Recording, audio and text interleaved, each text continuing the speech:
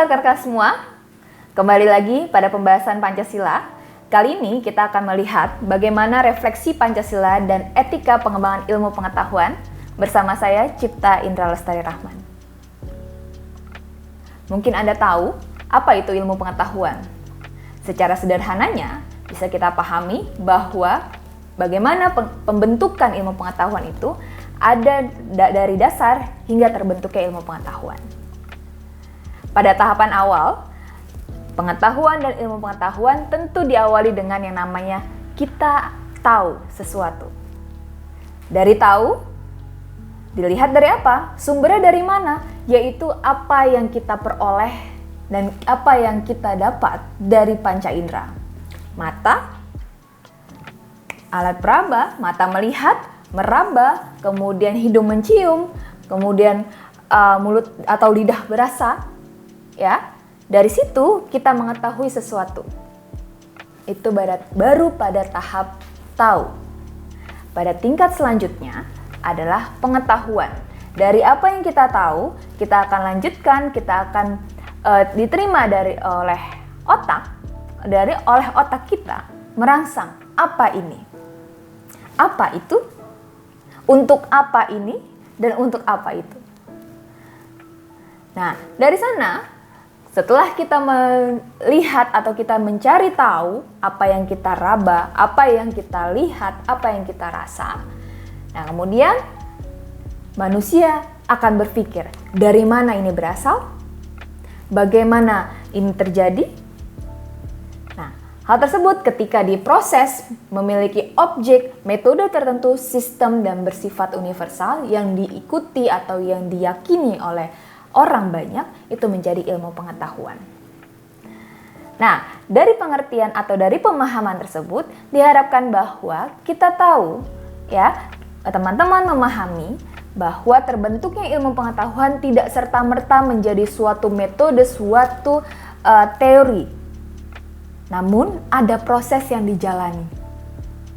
Berbagai macam faktor yang menghasilkan ilmu pengetahuan. Salah satunya adalah konsep masyarakat, konsep berpikir seorang ilmuwan, dan juga bagaimana kondisi masyarakat dan kondisi faktor-faktor lain di lingkungannya. Di bangsa Indonesia, Pancasila menjadi ideologi bangsa Indonesia dan falsafah bangsa Indonesia tidak hanya sebatas itu, tetapi berkaitan juga bagaimana pengembangan ilmu pengetahuan khususnya di Indonesia. Dalam refleksi Pancasila sebagai dasar ilmu pengetahuan yang berkembang di Indonesia, setidaknya kita bisa melihat ada beberapa hal. Yang pertama, refleksi Pancasila dalam konteksnya, sila pertama adalah kesadaran bahwa manusia itu hidup di dunia diibaratkan sedang ujian yang akan mengambil hasil di akhirat. Ya, bagaimana kita bersikap di dunia, hal-hal apa saja yang dilakukan di dunia akan ada akhirnya, akan ada penilaiannya di akhirat nanti. Oleh karena itu pengembangan ilmu didasarkan atas rasa syukur, atas anugerah Tuhan Yang Maha Esa yang sudah menyediakan segala hal yang ada di dunia ini untuk ditelaah, untuk dianalisis, untuk menjadi bekal kita nanti di akhirat. Sehingga kehidupan masyarakat tidak akan berhenti di satu titik. Nah, yang kedua, arahan terhadap ilmuwan di Indonesia sebagai hakikat kodrat manusia yang bersifat monopluralis. Sila kedua, menampilkan bahwa di dunia ini dilihat adanya satu kemanusiaan. Satu nilai-nilai kemanusiaan. Kemanusiaan yang adil dan beradab. Artinya apa? Antara satu dengan yang lain ada sama-sama sebetulnya. Ya, oleh karena itu kita memiliki hak yang sama. Kewajiban yang sama sebagai manusia.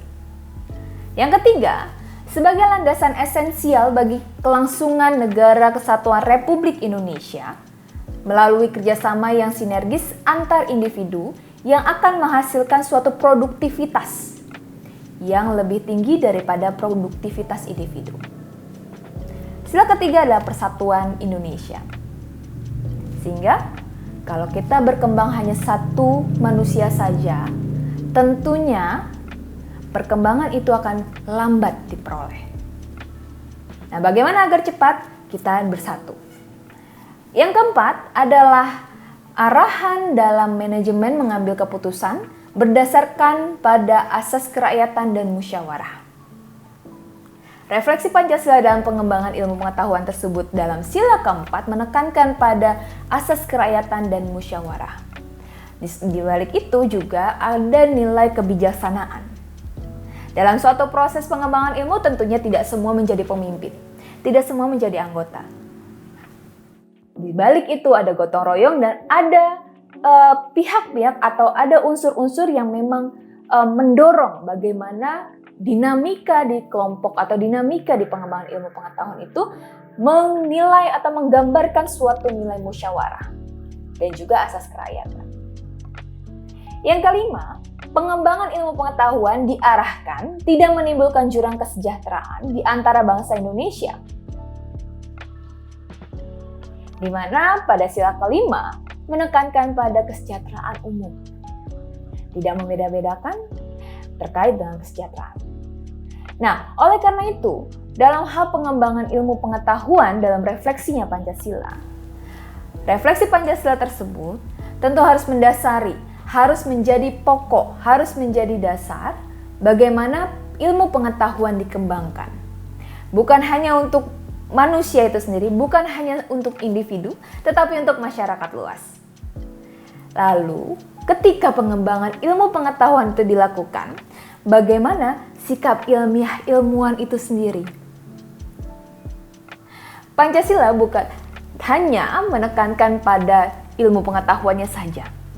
Ilmu pengetahuan dapat lahir ketika sikap ilmiah ilmuwan itu sendiri mendasari terhadap nilai-nilai Pancasila. Apa saja sikap yang harus dilakukan? Apa saja sikap yang harus dimiliki oleh seorang ilmuwan? Yang pertama, tidak ada rasa pamrih. Yang kedua, bersikaplah selektif. Selektif itu dalam arti apa? Yaitu melihat bagaimana kondisi prioritas yang mana yang harus diutamakan. Tentu berdasarkan pada permasalahan yang ada di masyarakat, mana yang prioritas. Yang kedua, terkait dengan selektif, yang ketiga, adanya rasa kepercayaan yang layak baik terhadap kenyataan maupun terhadap alat-alat indera serta budi. Artinya apa? Seorang ilmuwan itu harus punya insting. Seorang ilmuwan itu harus punya rasa pemikiran yang mana yang layak dan mana yang baik dan mana yang benar. Baik dan mana yang salah. Benar yang salah, baik yang buruk. Seorang ilmuwan harus memiliki hal tersebut. Yang keempat, adanya sikap yang berdasar pada suatu kepercayaan dan pasti bahwa setiap pendapat atau teori itu sebelumnya telah mencapai kepastian. Seorang ilmuwan tidak hanya stuck pada pendapatnya sendiri, tetapi pasti berujuk pada pendapat-pendapat sebelumnya, teori-teori sebelumnya, yang kemudian dicari kemampuan atau cari kesesuaian terhadap kondisi pada saat seorang ilmuwan itu mengembangkan suatu ilmu pengetahuan. Yang kelima, adanya suatu kegiatan yang dilakukan seorang ilmuwan di mana ada hal keingintahuan yang cukup besar. Kenapa? Karena keingintahuan yang cukup besar itu mendorong pengembangan ilmu pengetahuan. Dan kemudian akan menemukan mana yang baik, mana yang tepat terhadap ilmu yang dikembangkannya. Seorang ilmuwan juga harus memiliki sikap etis yang selalu berkehendak untuk mengembangkan ilmu pengetahuan, kemajuan ilmu pengetahuan itu sendiri. Dan tentunya lebih khusus untuk pembangunan bangsa dan negara. Seorang ilmuwan, ilmu pengetahuannya tidak hanya untuk konsumsi sendiri, bukan hanya konsumsi individu. Tetapi ilmu yang dikembangkan harus mengedepankan untuk pembangunan bangsa dan negara. Oleh karena itu, refleksi Pancasila dan juga bagaimana etika pengembangan ilmu pengetahuan yang harus dimiliki oleh seorang ilmuwan juga harus mengedepankan unsur-unsur dan mendalami nilai-nilai Pancasila dalam proses pemikiran, dalam proses penyusunan, penelaahan, analisis, hingga dalam proses implementasi teori atau ilmu pengetahuan yang dihasilkan oleh seorang ilmuwan. Sampai sini dulu kita berbicara tentang refleksi Pancasila dan etika pengembangan ilmu pengetahuan. Semoga bermanfaat. Bye.